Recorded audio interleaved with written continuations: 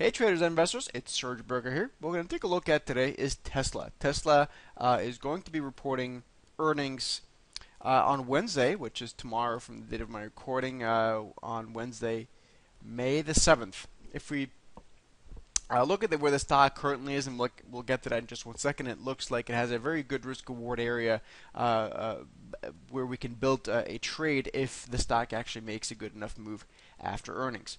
But through the most part, if you sort of looked at a 12, 14-month lens, the stock hasn't really done much leading up to that point, at least not relatively speaking, and then started exploding higher last spring.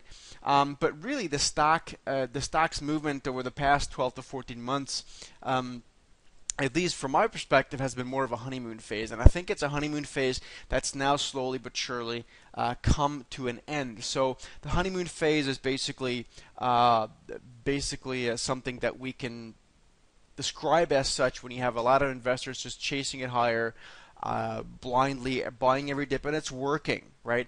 But really, what it's done, I think, for the more rational trader and somewhat more, risk averse or someone who actually looks at risk versus reward type of trader, what the stock has done is give us a little bit of a pattern and let us know what it respects. So what it does respect is its 100-day moving average. So that's this blue line here, and the 100-day moving average has worked as support and resistance. When it broke below it last November, it stayed below and the stock was basically not to be touched. And then when it broke back above it in January, the stock had a nice run and again found support there over the past couple of weeks, once on April 15th, which was on this day here, and then again on the 28th of April. On both days, it left behind these long sort of tails, which sort of are the bullish rejection, or the bullish bounce off of those levels.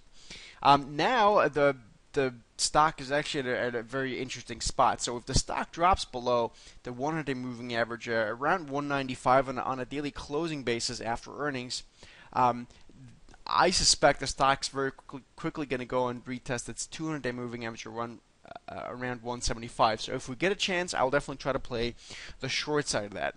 Alternatively, and also very possible, if the stock actually managed to close above the 50-day moving average, or let's call it around above 220, 221, I think the stock has a very good chance of continuing up towards 250, 260, maybe retesting its February highs. But most importantly, I think that's just always the biggest takeaway. The most important thing is not to do a trade before earnings. Let the earnings come out. Let the stock settle for 30 to 60 minutes.